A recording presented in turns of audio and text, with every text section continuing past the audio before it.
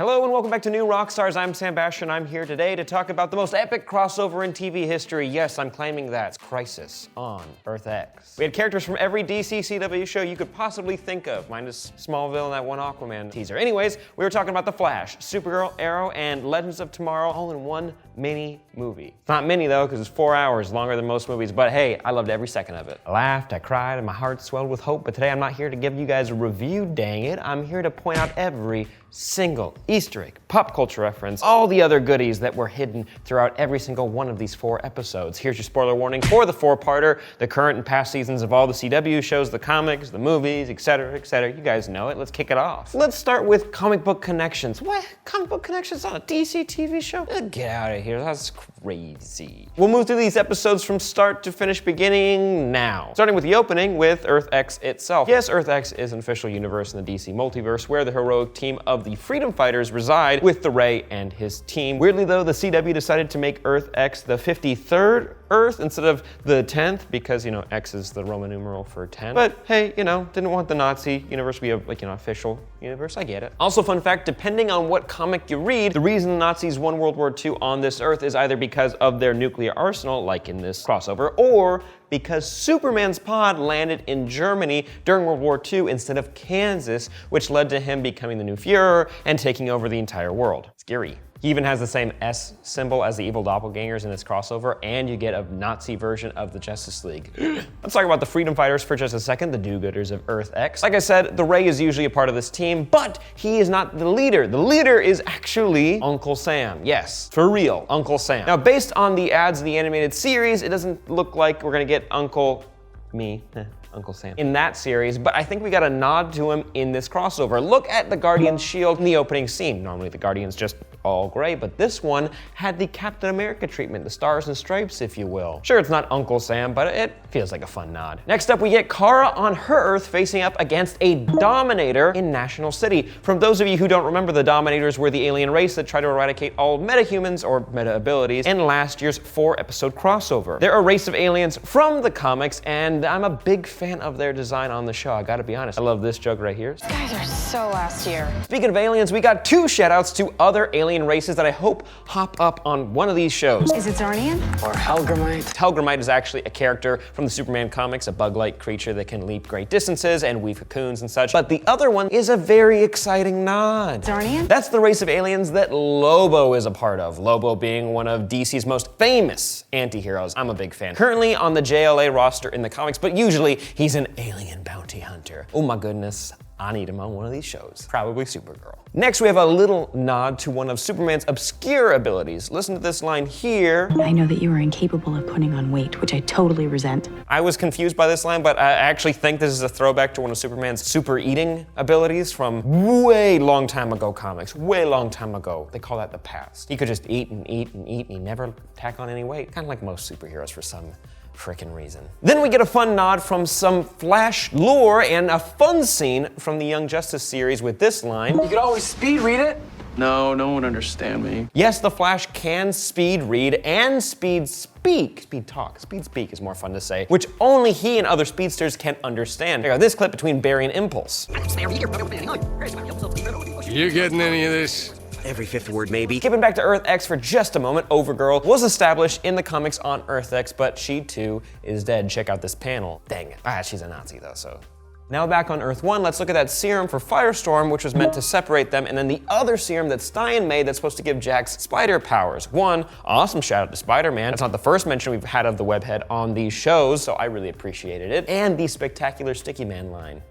Happy. And 2, the 2 colors of the serums felt like a nod to the colors of Firestorm's flames and Deathstorm's flames. Deathstorm being the doppelganger from Earth 2 who was in season 2 of The Flash. Look at his comic book version, he's scary looking. Next up, here's the big one that the internet is exploding over. The waitress that stopped Barry at his wedding. There are many fan theories online as to who this could be, and I think most of you guys are already on the right track. We can all pretty much agree that this is most likely Dawn Allen, Barry and Iris's daughter, one half of the Tornado twin. My guess is that she snuck back in time to watch her parents get married. Oh, that's sweet. But there's another option too that some people haven't brought up. Joe and Cecile are having a baby, correct? Yes, it is, because I watched the show as well. And in my other Flash videos, I've mentioned that there could be a possibility of that child turning into some other version of Bart Allen. That way he's not Barry's grandson, but maybe he is his brother that he raises. That way you have a younger actor on the show. And that way he's not from the distant future, you know, could work a little bit better. Or maybe he's Daniel West, the Reverse Flash from the New 52. But forget that for a second, just for a second. My wild theories, don't think about it, because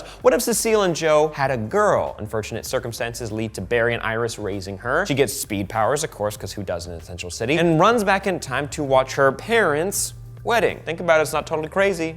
But let's get to the big fight scene in the church, because there are a lot of goodies here. I'm gonna mention a bunch of them later, but the big one I wanna talk about right now is the awesome tie to Marvel Comics. Let's take a look at that move that Kara pulls out to get Overgirl off of her back. She did the Hulk clap. Superman's done this too before in the comics, but I feel it's more appropriate to give Hulk the clap because Superman takes too many people's powers in the comics. If you guys don't know, Hulk usually slams his hands together to create high pressure waves that can, you know, push back his foes, deafen his enemies, or even put out fires, which is pretty cool. Even a clip of it from the last solo Hulk movie, let's take a look. I like that movie, I don't really get the hate. Next up, we have a little nod to another popular DC villain. Listen to what Iris calls Felicity here. How long do you Brainiacs find these Nazis? Sure, this is actually a common term from the 50s, I guess, but hey, Brainiac on these shows would be amazing. You guys know he's the main villain in Injustice 2, the video game.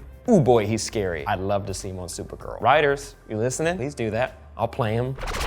Next up is a quick one, so don't blink because there's a cool nod to another DC team, the Doom Patrol. Notice the name of the optic system building here. This can't be an accident. Dayton is the last name of Steve Dayton, aka Mento, who's a member of the Doom Patrol. The Doom Patrol is a very wacky team of heroes, and I think we'd probably see them first if we were to see them on a TV show on the Titans DC show that they're developing, since Beast Boy was originally a part of the Doom Patrol. Hey, they're definitely weird enough to fit onto these shows, so next, we get an epic throwback to one of the biggest comics ever, The Dark Knight Returns. I think you guys know what I'm talking about, that kryptonite arrow that Oliver just whips out, just like what the future one-armed grizzled Green Arrow uses to peg Superman when they're, you know, Batman's fighting him. He wants to fight him. It's a really good scene. Here's the question though, where did Earth One Oliver get kryptonite? How does he even know what it is? Not a clue, they didn't answer it. Shh, let's not think about it. Can't not think about it. I don't know where he got it. Then we see the return of one of Supergirl's now deceased foes from season 2, Metallo. No human parts anymore, but it's still cool. And fun fact, the one time that he speaks, he's voiced by Frederick Schmidt, the actor who played him before on Supergirl. Metallo is usually a metahuman robot hybrid that survives off a piece of kryptonite in his chest to keep him alive. Speaking of Superman throwbacks, the entire plot of Overgirl getting saturated by solar radiation and dying because of it is from the famous Superman story, All-Star Superman, one of my favorites. In this story, Lex Luthor tricks Superman into getting exposed to too much solar radiation and it ends up killing him. It's a very Seiya comic. Next up, let's talk about the Ray, finally. The original Ray was Lanford Terrell, but now Ray Terrell is currently on the JLA team in the comics. His main powers are light absorption and flight, shooting light rays all over the place. He even can manipulate light sometimes and create constructs just like the Green Lanterns can. Can't wait to see his solo series on the CW Seed. Should be fun. Him being from Earth 1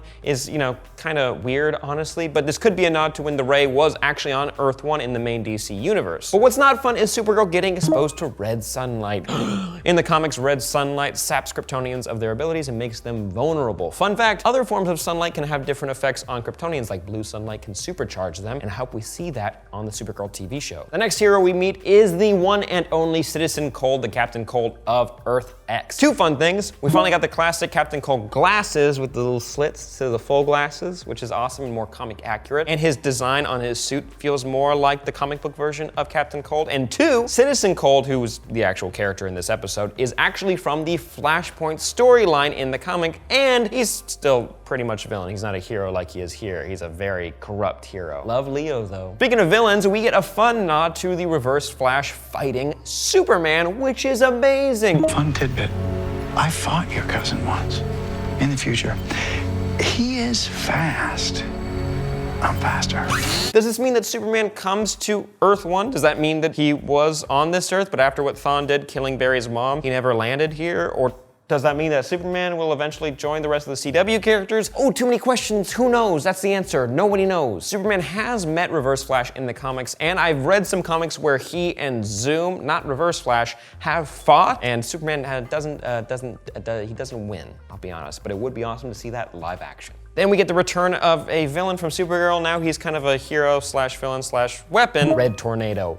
We got Red Tornado back in season 1 of Supergirl, and I was not a fan of how they brought him to the small screen. Check it out right there. He looks pretty rough, but this one is pretty freaking dope, I'll be honest. The CG kind of just works for him. Red Tornado in the show and comics is an android who can create and manipulate gale force winds that allows him to fly and fight with them. He's a badass, and I kind of wish he would come back maybe to one of these shows as a recurring character, please. Moving forward, we get Ray, aka the Atom, saving Supergirl in an awesome moment. We also get a fun nod to Elastic Heroes right here. Embiggening. Usually the Atom shrinks and grows his whole body, not just, parts of it, but our Elastic Heroes are known for doing that all the time, like Elongated Man, Plastic Man, Miss Marvel, and Mr. Fantastic. I'm gonna be honest, it felt like they were teasing the Atom going giant and fighting someone somehow in this crossover, but take what I can get. Maybe next year. Now moving on to the moment that made me cry like a baby, the death of Martin Stein. Now this has happened kind of in the comics before. Sometimes he does usually come back like most comic book characters. He even came back one time as the elemental Firestorm. He kind of like lived in the Firestorm Matrix, which is confusing. I don't think that's happening in this show, unfortunately, but as for a replacement for him, I know that there have been other people who've taken up the mantle,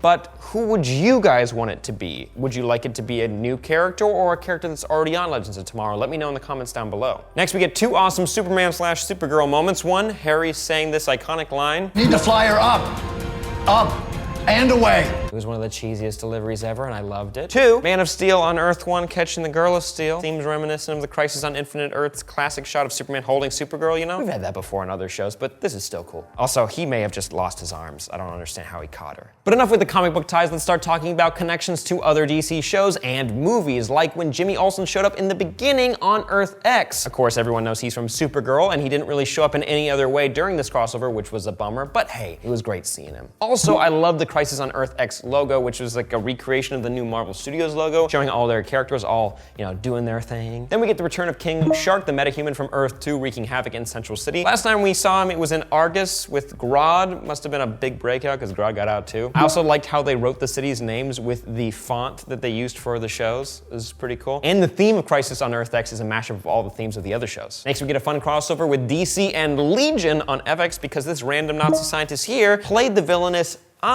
last season on Legion. Don't think he'll be coming back, but I knew I recognized him from something. Then scooting forward to Firestorm planning their split up, their breakup, if you will. We hear mention of a quark sphere, the same sphere they used to trick the Speed Force into getting Barry back. I don't know what it means, but it's fun scientific gobbledygook. We also got a nod to the first Firestorm Ronnie, RIP, when they talk about Ronnie and Caitlyn's wedding during the Flash Season 1 finale. And a fun throwback to the musical crossover from last season between Flash and Supergirl when Kara sang Running Home to You. I'll be honest, I teared up a little bit here. Don't judge me. Then we got a huge twist with the return of Tommy Merlin as Prometheus from Earth X. Why is he dressed like Prometheus? It doesn't make any sense. It doesn't matter because we have Tommy back, all right, guys? Also in the comics, Tommy is a version of Merlin or the Dark Archer, so this works. Then we get a fun nod to the MCU when the Nazi doppelgangers take off their masks in this style of one Star-Lord. Look how the mask just kind of crawls over their face. Why are they wearing masks, to be honest? Shh, doesn't matter, it was a fun surprise. But I will point out something weird. Why is the Reverse Flash on Earth X? Why is it a dead version of the Reverse Flash? How is he back from the dead? I don't have any idea. He's died like 3 times now, and I can't keep track of it anymore, which version of this it is. I don't know. But let me know your theories down below. Also, why'd they let him go? Capture him, put him in jail, do something. Anything. But talking about the showdown in the parking lot, I did notice a few things. This kind of felt like the showdown in the Justice League Unlimited cartoon when the team fought the Brainiac versions of themselves. Remember that? Also, I noticed when the skyscraper started falling apart, it felt like the skyscraper that kind of got collapsed in the Age of Ultron movie between, the Hulk and Iron Man fight. Also, it felt like SpiderMan Homecoming a little bit when Peter was trying to hold it together with his webs. Don't know where Oliver got those web arrows from, but hey, it worked for what was happening. They should just tear down that building though. It's not even finished yet, just rebuild a little bit. We also got a fun throwback to Wells in season 1 in his fake wheelchair. It's a real wheelchair, but he's just a dirty liar mouth. Also, fans of Young Justice, did you feel like those inhibitor collars that they were wearing on Earth X felt like the collars from Young Justice? They stopped meta abilities on that show, and usually on these shows we just see cuffs, so it's kind of fun to see the collars. It's cool. And with this Justice League-esque crossover, we got a small nod to the large screen Justice League with Sara's line here. Good might be an oversimplification. Oversimplification. That feels like an oversimplification. Nice one, CW. You guys nailed the Justice League event without even saying the name Justice League. Also, it was good seeing Wynn show up as the General on Earth X, but Why can't him and Cisco meet? They're basically the same person. They'd have a great time together. It's just rude now. Oh, and a few things I wanted to mention really quick. It's kind of interesting that Oliver is a mayor/leader of Star City on Earth 1, but on Earth X, he's like a mayor as well, but of the world in a violent dictatorship. He's a Führer, born leader any universe you go to. Also, something kind of fun, the Wellenreiter, the name of the Nazi Wave Rider, just translates to Wave Rider in German. The more you know. Next, we actually got another nod to the Justice League and Smallville, weirdly enough, shout out. We have Eobard talking about the Age of Heroes, which feels just like Diana's line in the Justice League, or at least in the trailer. And that entire diss from Eobard about how Felicity will never be remembered felt just like when the Legions of Superheroes were trying to figure out if they wanted to kill Chloe Sullivan when she was taken over by Brainiac. Anybody else remember that? I watched all of Smallville, I don't know if you guys did. Also, I doubt that you guys caught this one because this was an awesome Easter egg. Remember the evil Gideon on the Nazi Wave Rider? Didn't she kind of sound familiar? Or at least different. Without a transplant, she'll be dead within an hour. Well, this is actually the voice of Susanna Thompson, aka Moira Queen from season 1 and 2 of Arrow, Oliver's mommy. Then we get a fun nod to Captain America Civil War and Marvel Comics when you saw the Atom riding one of those T-spheres from Mr. Terrific, much like Ant-Man riding one of Hawkeye's arrows. Not sure what he's gripping onto, it's a big ball, but still cool. It's actually pretty cool to hear Kara say this line. General, would you care to step outside? Since this is a nod to the Donner Superman movies, listen here. General, would you care to step outside? And finally, nearing the end of the crossover, we got a tease of the CW heroes helping out Ray on Earth X with this line. If you ever need us to do any punching over on Earth X, just let us know. Will do. And of course, the poster for the Freedom Fighters web series. You can see Cisco breaching onto their Earth. Also, you can't have a crossover without Diggle vomiting because of Barry's super speed, am I right? And lastly, guys, here are a quick few pop culture references from other movies or TV shows, or just historical references that you guys may have missed. Like the lightning SS symbol on the evil doppelgangers is actually the original SS symbol, or the paramilitary Nazi organization. Then scooting forward to 1183 AD when the legends are accused of being Robin Hood. Now they haven't met Robin Hood yet on the show. Eventually they will, of course they will. But also we get plenty of Robin Hood jokes during the first couple seasons of Arrow because just makes sense. Then when the boys are trying on their tuxes, you can hear Barry saying this Beyonce lyric. You love her? I love her so much. Put a ring on her. Reworked a little bit, but it's still, it works. Then we get a shout out to SpongeBob SquarePants' neighbor Squidward right here. What Squidward here means to say is... Because Harry Wells is basically a real life Squidward. Tentacles and all, probably. It's Earth 2, I don't know what they're like. Then we get a small reminder of this Thor line. He's a friend from work. With Singh and his husband, boyfriend, maybe just friend, asking Mick if he's a friend from work. Friend from work? And we get actually the most important crossover of all time because the greatest American hero actor, William Katt, is the minister to Barry and Iris's wedding. If you guys don't know that show, it's a guy who gets superpowers, but he's a big old dingus. I mean, if Diggle couldn't do it, I'd trust Will to get the job done, am I right? Later, we hear this line from Prometheus. One wedding, two funerals. Which is funny because the opposite happens. Well, it's not funny, it's sad because you still have a funeral, but you got 2 weddings. Also, just wanted to point this out, the background of the breach room definitely looks like a flux capacitor, so you're welcome for that distracting little tidbit. I get these shows time travel a lot, so it's cool, I guess. One little fun joke, blink and you'll miss it. When Mick is asking for mustard for his sandwich, he's brought German mustard. Haha, because Nazis are from Germany. Then we get the fun Oliver in the High Castle joke. Where's Oliver in the High Castle? Which is a nod to Man in the High Castle, a show about an alternate world where Nazis took over the United States. Also, Stalag Star Labs is a nod to the Stalag camps, or POW camps in World War II Germany. Then we skip to episode 3 where we actually learn some pretty depressing history about World War II. The slogan above the camp that the heroes are in is an actual slogan that was used at the entrance of concentration camps that translates to "work sets you free." Also, the triangles and stars that were put on people's clothing are real as well. Like the Ray having a pink triangle, which was actually used to identify homosexuals, and the Star of David on alternate Felicity, used to identify people of the Jewish faith. Also, Quentin's alternate name is Sturmbannführer, probably mispronounced that, try my best guys, is actually the name of leaders in the German army in World War II. There's more German references as well, but let's try to focus on the fun of the crossover. We had characters referring to Eobard as Mengele, who is the infamous Nazi scientist who experimented on prisoners in concentration camps. Sorry, that's not so much fun, but this is fun. We had Iris and Felicity referring to each other as McClane, as in John McClane, the main character of the Die Hard films who snuck around inside of air ducts. Also, just wanted to point out that stormtroopers in Star Wars get their name from the Nazi stormtroopers, and just like in Star Wars, these stormtroopers have horrible aim. Like, look at this. Not a single hit, and there's like 30 people just firing machine guns wildly everywhere. Also, just listen to this clip because I don't want to butcher the German. Gateway is guarded by 30 Panzer XIIs, 50 Sturm Tigers, and 100 Schutzstaffel officers. Those right there are two types of tanks and the full name of the SS, which I was bummed about because a Sturm Tiger sounds like a supervillain. I'm a nerd. We also get some fun Terminator references with this one. This guy's like the Terminator. Pretty on the nose, but also this one. Come with me if you want to live. Fun, since, you know, there's an actual Terminator walking around. Really cool when he blew up. I also get a fun nod, I feel like, to the Hellboy movie when the Nazis get sucked into the breach and they just explode. Gross. Cool. Also, we get some Top Gun references with this Kaczynski line. Walk in the park, Kaczynski. Short, but fun, and a fun shout out to Star Raiders, the Atari game. Hooray, everyone's favorite. This is just like Star Raiders on Atari, except it's real. Actually, hooray one more time because we made it. That's it. Real quick though, some stray observations. Those people are bad friends for RSVPing for a wedding days before it happened. How are there 53 cars in the multiverse? There isn't one on Earth 1, unless she's dead, and that's depressing. Also, I missed the Hall of Justice from last year's crossover. Where is it? Can we go back there? Have a vacation there. Whew. Anyways, guys, thank you so much for watching. Let me know if any of these facts were your favorite or if I missed anything that you thought was really important. Hit me up in the comment section. Also, like this video, subscribe to New Rockstars, and check out all of our other breakdowns. I'm Sam Bashor. You can check me out on Twitter @SamBashor, and I'll see you guys next time.